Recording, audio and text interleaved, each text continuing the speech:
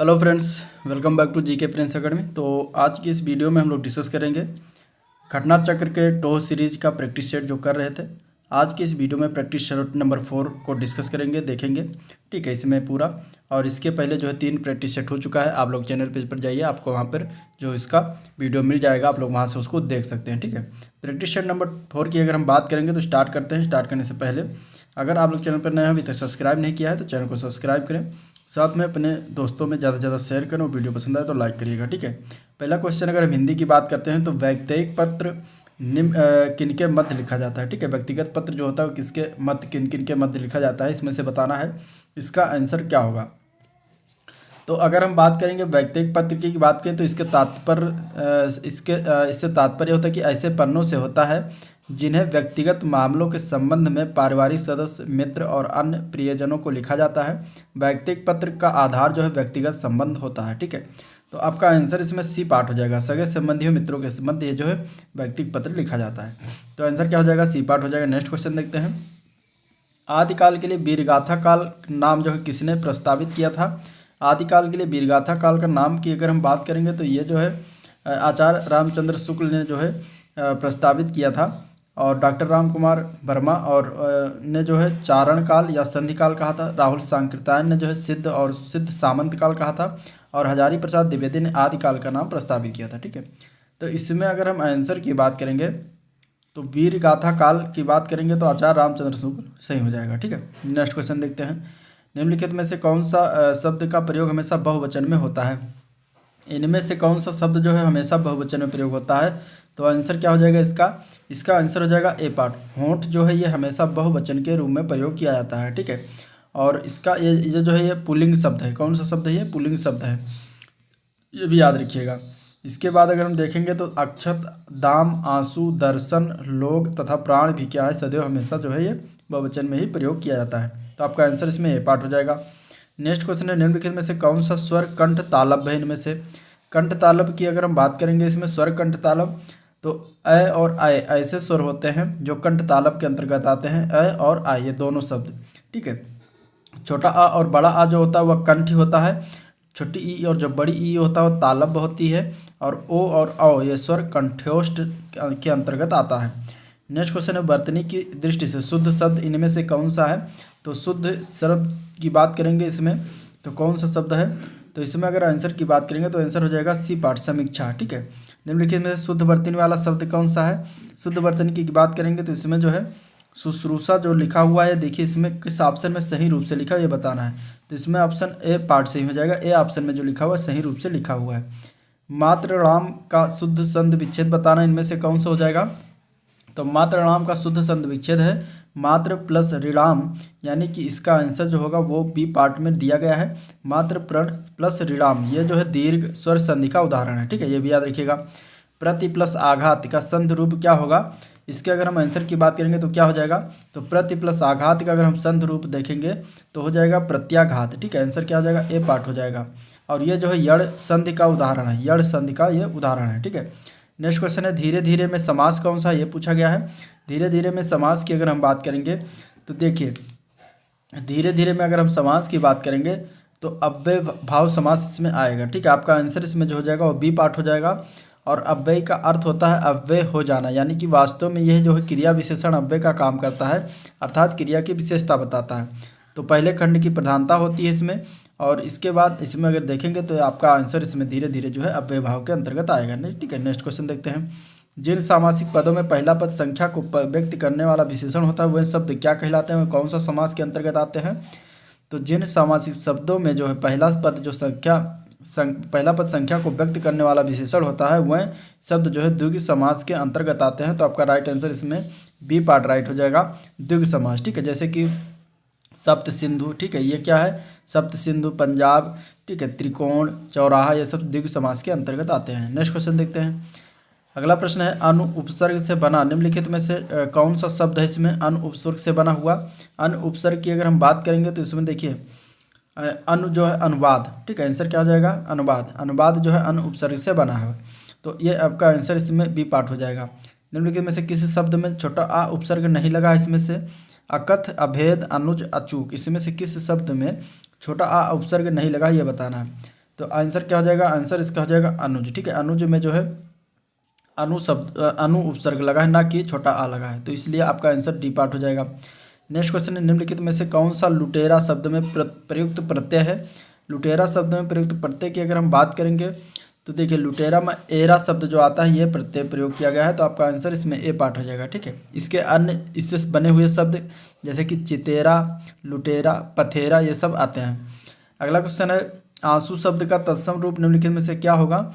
तो आंसू शब्द का तत्सम, तो आंसू एक तद्भव शब्द है, इसका तत्सम की अगर हम बात करेंगे तो इसका तत्सम होता है अश्रु, जो किसी पाठ में दिया गया है। ठीक है, नेक्स्ट क्वेश्चन है, ओंठ जो है किस श्रेणी का शब्द है। तो ओंठ जो होता है ये तद्भव के अंतर्गत आता है, आपका आंसर इसमें ए पार्ट राइट हो जाएगा। ठीक है, ओंठ का तत्सम क्या होता है, तो ओंठ का तत्सम ओष्ठ होता है। ठीक है, ओष्ठ होता है, ये याद रखिएगा। नेक्स्ट क्वेश्चन है, जामुन का तत्सम रूप क्या होगा। तो जामुन जो है एक तद्भव शब्द है और इसका तत्सम रूप होता है जम्बू। ठीक है, तो आपका आंसर इसमें सी पार्ट राइट हो जाएगा, जम्बू। अगला प्रश्न देखते हैं, तो निम्नलिखित में से कौन सा तद्भव शब्द है इनमें से।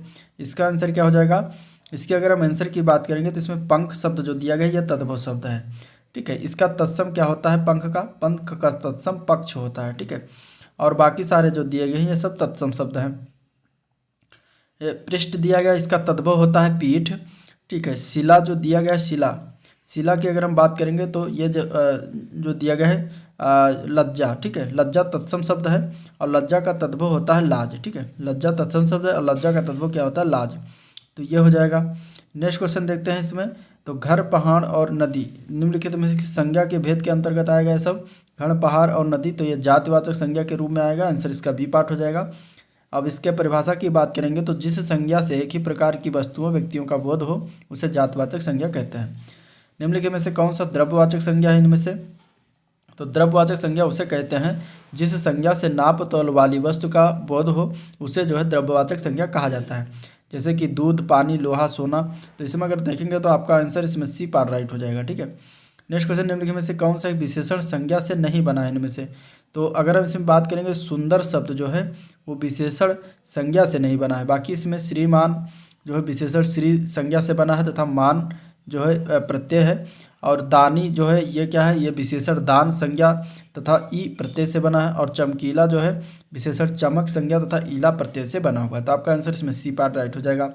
निम्नलिखित में से वाक्यों में से कौन एक में से सकर्मक क्रिया का इनमें से किसमें प्रयोग हुआ है ये बताना है। ठीक है, इसका आंसर क्या हो जाएगा, तो आंसर की अगर हम बात करेंगे तो इसमें विकल्प डी हो जाएगा। ठीक है, लड़की सिल रही, ऑप्शन डी इसमें जो है सही हो जाएगा। ये इसमें जो है सकर्मक क्रिया का प्रयोग हुआ। बाकी जो है जितने भी मैं चला, वो नहाता है, लड़का सो रहा है, ये सब अकर्मक क्रिया के उदाहरण हैं। अगला क्वेश्चन देखते हैं। अगला प्रश्न है, रात भर जागना स्वास्थ्य के लिए अच्छा नहीं है, रेखांकित शब्द को पहचाना। ये जो भर शब्द दिया है ये क्या है, कौन सा शब्द है। तो रेखांकित शब्द जो भर है ये संबंध सूचक अव्यय बताता है, तो आंसर आपका इसमें ए पार्ट राइट हो जाएगा। ठीक है, अगला क्वेश्चन, अरविंद शब्द का पर्यायवाची शब्द बताना है। तो अरविंद की अगर हम बात करेंगे तो ये कमल का पर्यायवाची होता है, तो आंसर इसका ए पार्ट हो जाएगा। ठीक है, कमल की बात करेंगे तो इसमें जलज जो है ये भी अरविंद का कमल का पर्यायवाची होता है। ठीक है, पंकज जो होता है ये भी कमल का पर्यायवाची होता है, और इसके अलावा अगर हम देखेंगे तो इसमें नीरज जो होता है ये भी जो है कमल का पर्यायवाची होता है। अंबुज जो है ये भी कमल का पर्यायवाची, सरोज जो है ये भी कमल का पर्यायवाची ही होता है। कैरो, नलिनी, चंद्रप्रिया जो है किसके पर्यायवाची शब्द हैं। कैरो, नलिनी, चंद्रप्रिया जो कमलनी आदि जो है ये कुमुदनी के पर्यायवाची शब्द होते हैं, तो आंसर आपका इसमें सी पार्ट राइट हो जाएगा, कुमुदनी। अपसरण का विलोम क्या होता है। अपसरण के विलोम की बात करेंगे तो अभिसरण होता है, आंसर इसका ए पार्ट राइट हो जाएगा, अभिसरण। ठीक है, और बाकी सारे गलत हैं। तिमिर शब्द का विलोम क्या होता है। तिमिर शब्द का विलोम जो होता है वो आलोक या फिर इसका जो अगर प्रकाश कहीं मिलता है तो ये भी जो है तिमिर शब्द का विलोम होता है। अगला क्वेश्चन है, नीति का विलोम क्या होता है। तो नीति के विलोम की अगर हम बात करेंगे तो नीति का विलोम अनीत होता है, आंसर डी पार्ट राइट हो जाएगा। तैरती चलती है इसलिए नाव को क्या कहते हैं, रिक्त स्थान में भरना है।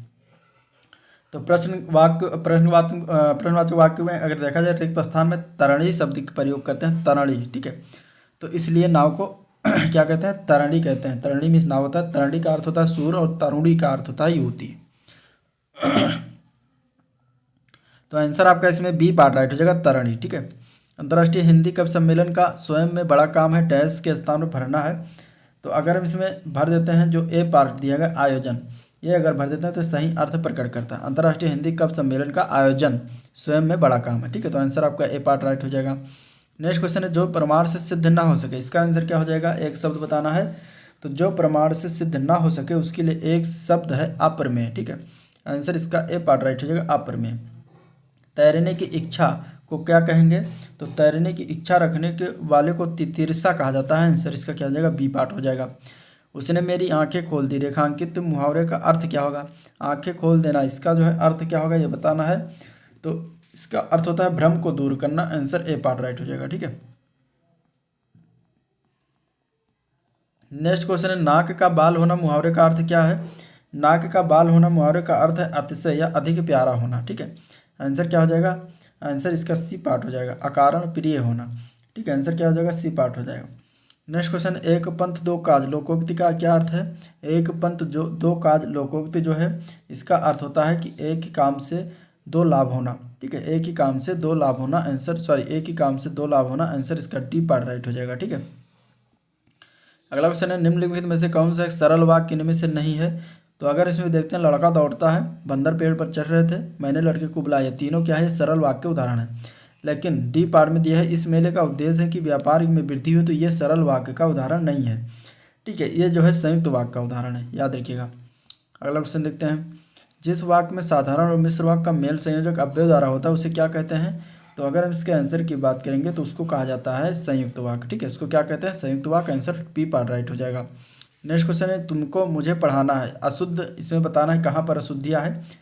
तो इसमें अगर हम देखेंगे तुमको जो कि गलत लिखा हुआ है, तुमको के स्थान पर आपको होना चाहिए था। ठीक है, तो यहाँ पर आंसर आपका तुमको हो जाएगा, तुमको जो है गलत है। जिस वाक्य में कर्म के अनुसार क्रिया में परिवर्तन होता है उस वाक्य को क्या कहते हैं? तो जिस वाक्य में कर्म के अनुसार क्रिया में परिवर्तन होता है उस वाक्य को कर्मवाच्य कहते हैं। आंसर इसका बी पार्ट हो जाएगा। जैसे कि पुस्तक पढ़ी जाती है, ये क्या है? ये कर्मवाच्य है। माँ ने बाजार से कपड़ा खरीदा, रेखांकित शब्द का कारक बताना है। तो माँ ने बाजार से कपड़ा खरीदा, इस वाक्य में रेखांकित शब्द कपड़ा में जो है कर्म कारक है। तो आंसर आपका इसमें बी सी पार्ट हो जाएगा। ठीक है, क्योंकि कपड़ा का संबंध किससे है? कर्म से है। तो आंसर सी पार्ट राइट हो जाएगा, कर्म कारक। पेड़ से पत्ते गिरते हैं, इसमें कौन सा कारक है? तो पेड़ से पत्ते का गिरना यहाँ पे अलगाव की स्थिति प्रदर्शित हो रहा है, तो इसलिए यहाँ पे जो है अपादान कारक हो जाएगा। आंसर बी पार्ट राइट हो जाएगा। ठीक है, विकल्पों से पुल्लिंग शब्द का चयन करना है इनमें से। तो इसमें से अगर देखा जाएगा तो तेजस्वी जो शब्द लिखा हुआ है ए पार्ट, ये जो है पुल्लिंग शब्द है। और बाकी तपस्विनी, हंसनी, परोपकारिणी ये सब जो है क्या है? स्त्रीलिंग शब्द है। नेक्स्ट क्वेश्चन है कौवा के स्त्रीलिंग के निर्धारण के लिए क्या किया जाता है? तो कौवा के लिए स्त्रीलिंग के निर्धारण के लिए हम कौवा के पहले मादा लगा देते हैं, बस वो स्त्रीलिंग हो जाता है। तो आंसर इसका डी पार्ट। ठीक है, पुल्लिंग में कौवा कहेंगे, स्त्रीलिंग में मादा कौवा कहते हैं। अगला क्वेश्चन है कौन सा आसन जो है भूतकाल में है? इसमें से कौन सा वाक्य जो है आसन्न भूतकाल में है ये बताना है। ठीक है, तो इसमें अगर देखेंगे ऑप्शन, तो इसमें ऑप्शन है तू आता तो मैं जाता, बी ऑप्शन है मोहन आया सीता गई, सी है वह आया था मैंने आम खाया। इसमें क्या होगा राइट आंसर? तो अगर इसमें देखेंगे आसन्न भूतकाल तो वो हो जाएगा डी पार्ट से ही। ठीक है, मैंने आम खाया है। जिस काल में क्रिया की समाप्ति चल दी हो, निकट भूत में यानी कि तुरंत तो समाप्त हुआ हो या तत्काल ही सूचित करता हो, तो वहाँ पे आसन्न भूत होता। तो मैंने आम खाया यह भी तत्काल सूचित कर रहा है। तो आंसर डी पार्ट राइट हो जाएगा। नेक्स्ट क्वेश्चन, सरकार ने अंशतः प्रतिपूर्ति की है, इस वाक्य में किस प्रकार की क्रिया विशेषण का प्रयोग हुआ है? तो इसमें अगर हम बात करेंगे तो सरकार ने अंशतः प्रतिपूर्ति की है वाक्य में जो है परिमाणवाचक क्रिया विशेषण का प्रयोग किया गया है। तो आंसर सी पार्ट राइट हो जाएगा। ठीक है, जो कि एक अनिश्चित परिमाणवाचक के अंतर्गत ही आएगा। नेक्स्ट क्वेश्चन है निम्नलिखित में से वर्तनी की दृष्टि से अशुद्ध शब्द इसमें से क्या है? अशुद्ध शब्द की बात करेंगे तो इसमें जो दिया गया ऐतिहासिक ये गलत है। ठीक है, ऐतिहासिक ये अशुद्ध गलत, ये अशुद्ध गलत लिखा हुआ है, इसको ऐतिहासिक इस तरीके से लिखा जाता है। ठीक है, ऐतिहासिक। अगला क्वेश्चन देखते हैं आधुनिक भारतीय भाषाओं का विकास किससे हुआ है? आधुनिक भारतीय भाषाओं का विकास जो है आर्य भाषाओं के उदय के पूर्व की आर्य भाषा का अपभ्रंश के रूप में हुआ है। तो आंसर इसका ए पार्ट राइट हो जाएगा। ठीक है, नेक्स्ट क्वेश्चन है निम्नलिखित आधुनिक भाषाओं में से किसका संबंध अपभ्रंश की पैशाची बोली से है? तो इसमें से अगर देखेंगे पैशाची अपभ्रंश में, तो पंजाबी बोली जो है, पंजाबी बोली का विकास जो है पैशाची अपभ्रंश से हुआ है। तो आंसर आपका इसमें सी पार्ट राइट हो जाएगा। एफिडेविट का हिंदी अनुवाद क्या होता है? एफिडेविट का हिंदी अनुवाद होता है शपथ पत्र। आंसर इसका ए पार्ट राइट हो जाएगा। नेक्स्ट क्वेश्चन है एज मेंशन दियर इन का हिंदी अनुवाद में क्या होगा? तो एज मेंशन दियर इन का हिंदी अनुवाद होता है जैसा कि उसमें उल्लेख किया गया है। तो आपका आंसर इसमें राइट, ए पार्ट राइट हो जाएगा। ठीक है, नेक्स्ट है शुद्ध शब्द चुनना है। शुद्ध शब्द इसमें से बताना है कौन है, तो दिए गए विकल्प में जो पी पार्ट लिया गया है ये जो है शुद्ध रूप से लिखा, बाकी सारे गलत लिखे हैं। ठीक है, अगला क्वेश्चन देखते हैं। तो नागा अर्जुन कौन थे? अब जीएस आ गया, हिंदी का खत्म। 50 क्वेश्चन। नागा अर्जुन कौन थे ये बताना है। ठीक है, एक जैन भिक्षु थे, या फिर एक बौद्ध दार्शनिक थे, या फिर एक यूनानी शासक थे, या फिर वैदिक ऋषि थे? कौन थे इसमें? इसका आंसर क्या होगा? तो नागा अर्जुन जो थे वो थे एक बौद्ध दार्शनिक। ठीक है, आंसर इसका बी पार्ट हो जाएगा। और वह जो है ये कुषाण शासक के जो कुषाण शासक में जो है कनिष्क के समकालीन ये थे। ठीक है, नागार्जुन, और ये जो है उन्होंने प्रज्ञा पारमिता सूत्र की रचना की थी। ठीक है, प्रज्ञा पारमिता सूत्र की रचना की थी। इसके बाद इन्होंने जो है जिसमें क्या है शून्यवाद अथवा सापेक्षवाद का प्रतिपादन किया गया है, और ये जो है माध्यमिक दर्शन के प्रमुख आचार्य भी थे। तो आपका आंसर इसमें बी पार्ट राइट हो जाएगा। नेक्स्ट क्वेश्चन देखते हैं। तो जैन धर्म में त्रिरत्न दिए जाते हैं और उन्हें निर्वाण का मार्ग कहा जाता है, वह क्या है? 3 रत्न जो है वो क्या है? तो जैन धर्म में जो त्रिरत्न है वो पहला है सही विश्वास। ठीक है, दूसरा क्या है? सही ज्ञान। ठीक है, तीसरा क्या है? सही आचरण। तो सही विश्वास, सही ज्ञान, सही आचरण कहाँ पर है? सही विश्वास, सही ज्ञान, सही आचरण। तो यानी आपका इसमें डी पार्ट में दिया गया है सही विश्वास, सही ज्ञान, सही आचरण। तो आपका आंसर डी पार्ट हो जाएगा। या फिर इसको कहते हैं सम्यक दर्शन, सम्यक ज्ञान। ठीक है, सम्यक दर्शन, सम्यक ज्ञान और सम्यक आचरण। तो इस तरीके से इसको कहा जाता है। ये हो गया। नेक्स्ट क्वेश्चन देखते हैं। किस वर्ष बाबर ने सुल्तान इब्राहिम लोदी को पानीपत की लड़ाई में जो है पराजित किया था? तो इसमें अगर हम देखेंगे तो ये हुआ था इब्राहिम लोदी जो पानीपत की लड़ाई 1526 में हुआ था, और 21 अप्रैल को। ठीक है, 21 अप्रैल 1526 को बाबर और इब्राहिम लोदी के बीच पानीपत का प्रथम युद्ध हुआ था, और इसमें जो है बाबर ने इब्राहिम लोदी को जो है पराजित किया था। ठीक है, और बाबर ने इसमें तोपखाना इस्तेमाल किया था, जो कि उसी के कारण जो है इब्राहिम लोदी की सेना की संख्या अधिक होते हुए भी पराजित हो गई थी। तो आंसर आपका इसमें बी पार्ट राइट हो जाएगा। अगला प्रश्न देखते हैं। विजयनगर राज्य किस नदी के किनारे स्थित था? विजयनगर राज्य की अगर हम बात करेंगे तो ये जो है कृष्णा नदी के किनारे, कृष्णा नदी की सहायक नदी है तुंगभद्रा नदी के तट पर जो हरिहर प्रथम और बुक्का राय प्रथम के द्वारा, ये 2 भाई थे, 1336 ईस्वी में जो है इन्होंने विजयनगर साम्राज्य की स्थापना की थी। तो आंसर आपका इसमें सी पार्ट हो जाएगा। ठीक है, कृष्णा नदी की सहायक नदी है तुंगभद्रा, और विजयनगर साम्राज्य वर्तमान में इसका नाम जो है वो हम्पी है। हम्पी कहाँ पर है? कर्नाटक में है। इसके साम्राज्य पर 4 राजवंश, संगम वंश, सालू वंश, तुलुब वंश और अरावीडू वंश ने लगभग 300 साल तक जो इसमें शासन किया था। सबसे प्रसिद्ध राजा इसका कृष्णदेवराय था। चलिए नेक्स्ट। किस प्राचीन साम्राज्य में महिलाएं कुश्ती में भाग लेती थी? तो इसके अगर हम आंसर की बात करेंगे तो क्या हो जाएगा इसका आंसर? तो चोल और बहमनी साम्राज्य के अंतर्गत स्त्रियों की दशा बहुत अच्छी नहीं थी। विजयनगर साम्राज्य की अगर हम बात करेंगे तो विजयनगर साम्राज्य में स्त्रियों को समाज में सम्मान प्राप्त था। ठीक है, और इसी काल में जो है स्त्रियों को शिक्षा प्राप्त करने का अधिकार था, उनको राज्य में सेवा में भी स्थान प्राप्त होता था। वह संगीत, नृत्य, ललित कलाओं के अतिरिक्त शस्त्र विद्या में भी भाग लेती थी, और कुश्ती उस समय लोकप्रिय खेल था, और यह पुरुषों और महिलाओं के समान रूप से प्रचलित था। इसलिए इसका आंसर जो हो जाएगा वो विजयनगर साम्राज्य हो जाएगा। ठीक है, सिविल सेवा किसके शासनकाल में प्रारंभ किया गया था? तो भारत में सिविल सेवा जो है लॉर्ड कॉर्नवालिस के शासनकाल में लाया गया था। 1786 से लेकर जो है 1793 तक इसका कार्यकाल था। ठीक है, और इसी के बीच जो है कॉर्नवालिस को भारत में सिविल सेवा का जनक कहा जाता है, क्योंकि उन्होंने प्रस्तुत किया था भारत में। तो आंसर आपका इसमें सी पार्ट हो जाएगा। भारत में किस गवर्नर जनरल को स्थानीय स्वशासन का पिता कहा जाता है? तो इसके अगर हम आंसर की बात करेंगे तो ये कहा जाता है रिपन को। आंसर इसका डी पार्ट राइट हो जाएगा। ठीक है, 1882 ईस्वी में स्वशासन प्रस्ताव भारत में आधुनिक स्थानीय स्वशासन का प्रारंभ माना जाता है, और रिपन को ही स्थानीय स्वशासन का पिता कहा जाता है। ठीक है, नेक्स्ट क्वेश्चन है। हिंदू पुनर्विवाह अधिनियम 1856 जिसे 15 अधिनियम 1856 भी कहते हैं, 26 जुलाई 1856 को लागू है, जिसे किस लॉर्ड के द्वारा ये लागू किया गया था?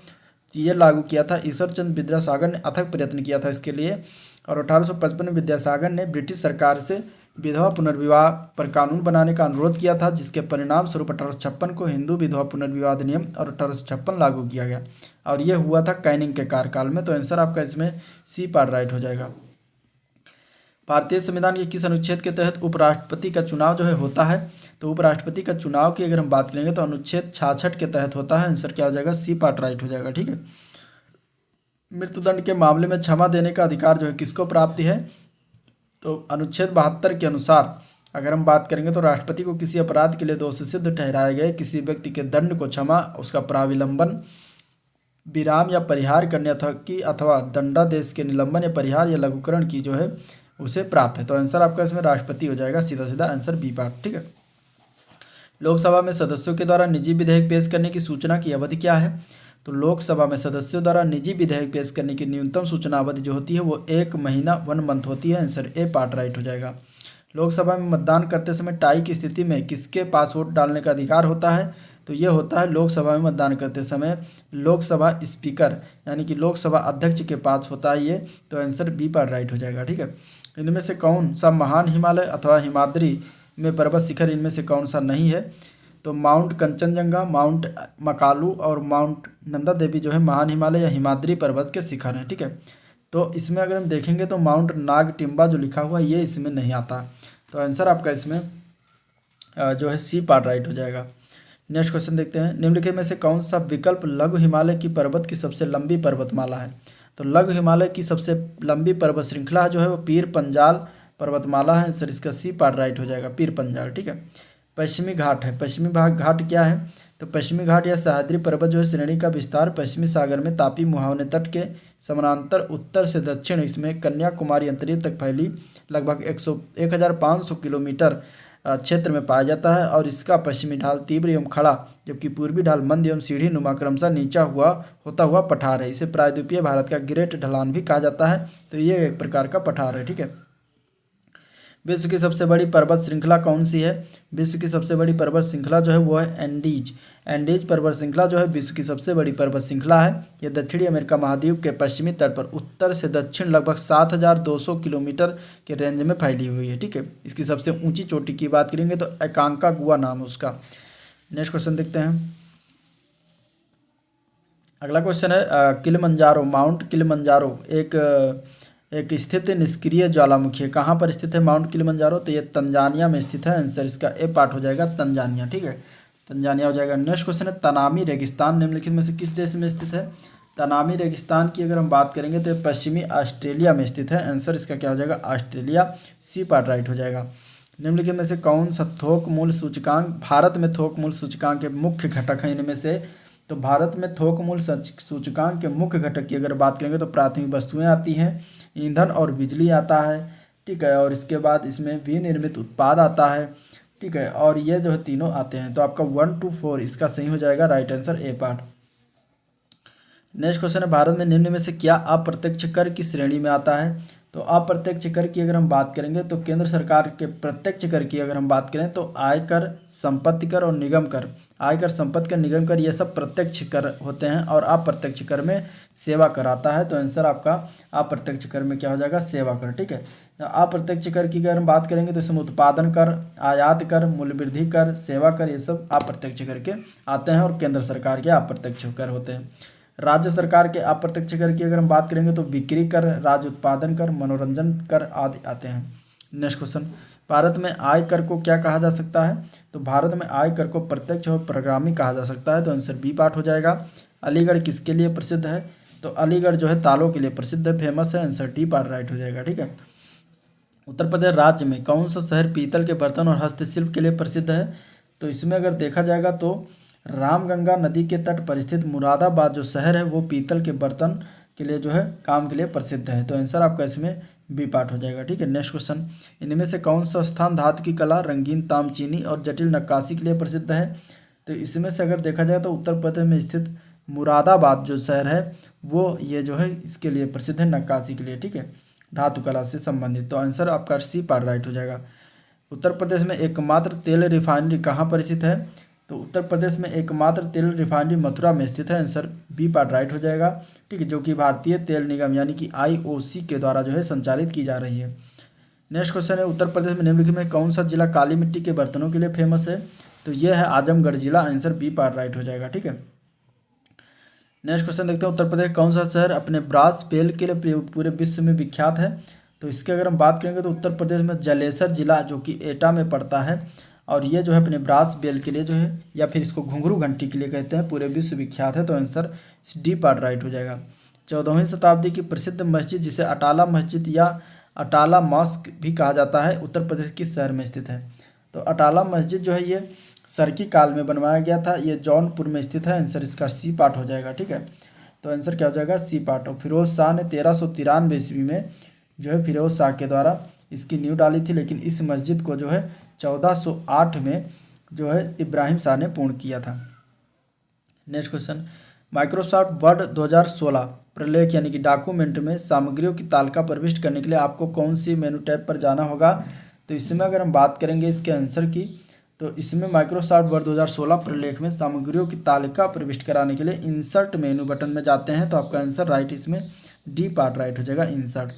टीसीपी का पूर्ण रूप क्या है? टीसीपी का फुल फॉर्म बताना। तो टीसीपी का फुल फॉर्म होता है transmission control protocol, transmission control protocol, जो कि सी पार्ट में दिया गया है। ठीक है, नेक्स्ट क्वेश्चन है, स्टार टोपोलॉजी में कंप्यूटरों को संयोजित करने के लिए निम्नलिखित में से किस एक उपकरण का प्रयोग किया जाता है? इसमें से तो स्टार टोपोलॉजी नेटवर्क में प्रत्येक डिवाइस एक केंद्रीय हब से जुड़ी होती है। ठीक है, और इस टोपोलॉजी में एक डिवाइस से दूसरे डिवाइस तक डेटा भेजने के लिए हब का सहारा लेना पड़ता है। तो आंसर ऑप्शन में ए पार्ट हो जाएगा, हब।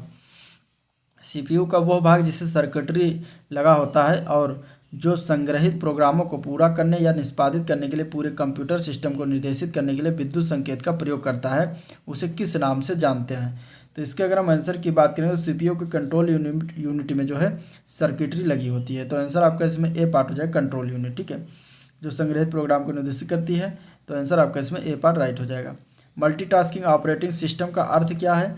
तो मल्टीटास्किंग ऑपरेटिंग सिस्टम का अर्थ है असीमित कार्यों को एक ही समय में किए जाने वाले ऑपरेटिंग सिस्टम से है। ठीक है, तो आंसर आपका क्या हो जाएगा इसमें? अर्थात इसमें अगर हम बात करते हैं तो मल्टीटास्किंग ऑपरेटिंग सिस्टम के द्वारा बहुत से प्रोग्रामों का एक साथ संचालन किया जा सकता है। तो कई कंप्यूटरों का एक साथ नेटवर्क किया जाता है, कई लोग एक कंप्यूटर का एक साथ प्रयोग कर सकते हैं, बहुत से प्रोग्रामों का एक साथ संचालन किया जा सकता है। तो आपका आंसर इसमें सी पार्ट राइट हो जाएगा। नेक्स्ट क्वेश्चन देखते हैं, नदी का बहता हुआ जल किस प्रकार का ऊर्जा संवहन करता है? तो अगर इसमें हम आंसर की बात करेंगे तो देखिए, गिरता हुआ नारियल, या फिर गतिशील कार, या फिर लुढ़कता हुआ पत्थर, या फिर उड़ता हुआ हवाई जहाज, या फिर बहता हुआ जल, या फिर बहती हुई हवा, या फिर दौड़ता हुआ खिलाड़ी आदि सभी जो है गतिज ऊर्जा विद्यमान होता है। तो ये याद रखिएगा, answer C part D part हो जाएगा, गतिज ऊर्जा। प्रकाश के पथ में एक डैश वस्तु के आने पर छाया का निर्माण होता है। कौन से छाया का निर्माण होता है? तो प्रकाश के पथ पर एक अपारदर्शी वस्तु के आने पर एक छाया का निर्माण होता है। तो आंसर आपका इसमें डी पार्ट राइट हो जाएगा। एप्सम का औद्योगिक नाम क्या है? तो मैग्नीशियम सल्फेट इसको कहते हैं। इसका सूत्र क्या होता है? तो MgSO4। ठीक है, याद रखिएगा, इसको हम एप्सम भी कहते हैं। ठीक है, नेक्स्ट क्वेश्चन देखते हैं, निम्नलिखित में से कौन सा ठोस है? निम्नलिखित में से इनमें से कौन सा ठोस है? तो ठोस की अगर हम बात करेंगे तो आयोडोफार्म जो होता है एक ठोस प्रकार का होता है। तो आंसर आपका इसमें बी पार्ट हो जाएगा। ठीक है, इसका प्रयोग कीटनाशक के रूप में करते हैं। रक्त क्या है? रक्त की अगर हम बात करें तो एक विशेष प्रकार का ऊतक होता है और ये प्लाज्मा तथा अन्य संगठित रचनाएं इसमें पाई जाती हैं। इसका पीएच मान 7.35 से 7.45 के मध्य होता है। जिसका विलयन पीएच मान 7 से कम होता है वह अम्लीय होते हैं, और जिनका पीएच मान 7 के पीएच मान वाले के 7 से ऊपर होते हैं तो वह क्या होते हैं? क्षारीय होते हैं। अब चूंकि रक्त का पीएच मान 7 से अधिक होता है, इस कारण ये क्षारीय होता है। आंसर बी पार्ट राइट हो जाएगा। अतिनिस्यंदन और पुनः अवशोषण प्रक्रिया किस दौरान होती है? तो अतिनिस्यंदन और पुनः अवशोषण की प्रक्रिया जो होती है मलत्याग और मूत्र निर्माण के दौरान होती है। तो आंसर इसका सी पार्ट राइट हो जाएगा। ठीक है, नेक्स्ट क्वेश्चन देखते हैं, तो मनुष्यों में यूरिया किसमें बनता है? तो मनुष्यों में यूरिया की अगर हम बात करेंगे तो ये बनता है यकृत कोशिकाओं में अमोनिया और जो है कार्बन डाइऑक्साइड की अपक्रिया के फलस्वरूप अगर हम बात करें तो यूरिया का संश्लेषण होता है, और यह उत्सर्जन का जैव रासायनिक पहलू होता है। इसमें अर्निथिन, सिटुलिन और अर्जिनिन का चक्रीय उपयोग होता है। तो आंसर इसका हो जाएगा यकृत। यकृत माने लीवर। ठीक है, नेक्स्ट जुलाई 2022 में भारत का पहला पशु स्वास्थ्य शिखर सम्मेलन ये कहाँ पर आयोजित हुआ? तो ये 6 जुलाई 2022 को भारत का पहला पशु स्वास्थ्य शिखर सम्मेलन नई दिल्ली में स्थित हुआ, NSC कॉम्प्लेक्स में आयोजित हुआ। तो आंसर इसका ए पार्ट राइट हो जाएगा।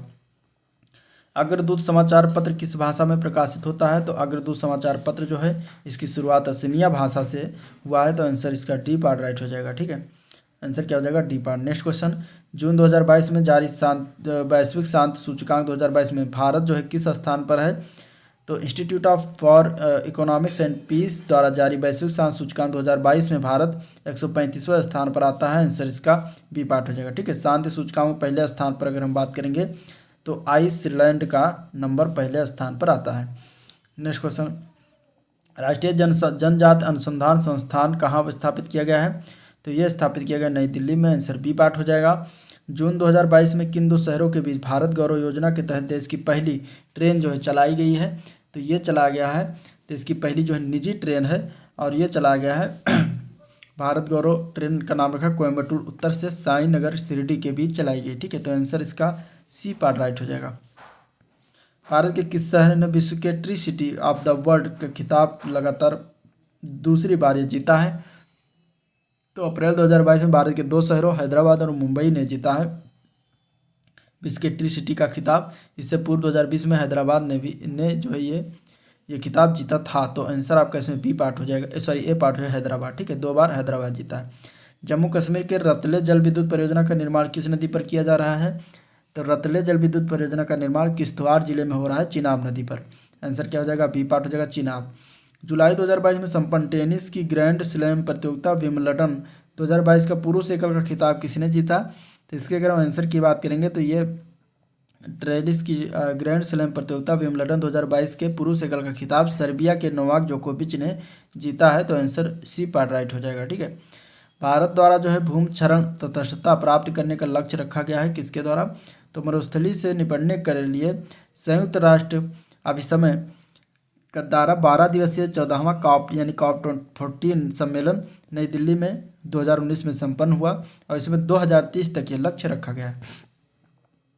निम्नलिखित में से कौन सा पदार्थ सार्वत्रिक तापन उत्पन्न करने में योगदान नहीं करता? तो इसमें से अगर हम देखेंगे तो सल्फर के ऑक्साइड जो होते हैं, ठीक है, सल्फर तथा नाइट्रोजन के ऑक्साइड जो होते हैं ये सार्वत्रिक यानी कि ग्लोबल वार्मिंग के लिए जो है योगदान नहीं करते। इसमें अगर देखा जाए तो methane, carbon dioxide, ozone, nitrous oxide एवं जल वाष्प जो है ये प्रमुख ग्रीन हाउस गैसें हैं जो ग्लोबल वार्मिंग के लिए जिम्मेदार है मुख्य रूप से। तो आंसर आपका इसमें ए पार्ट हो जाएगा। ये था आज का ओवरऑल वीडियो। अगर वीडियो पसंद तो लाइक करिए फटाफट, चैनल को सब्सक्राइब कर लीजिए अभी तक सब्सक्राइब नहीं किया, और साथ में शेयर भी कर दीजिए। ठीक है, आज का वीडियो पर एंड करते हैं, मिलते हैं इसके नेक्स्ट पार्ट में। तब तक के लिए थैंक यू, नमस्कार।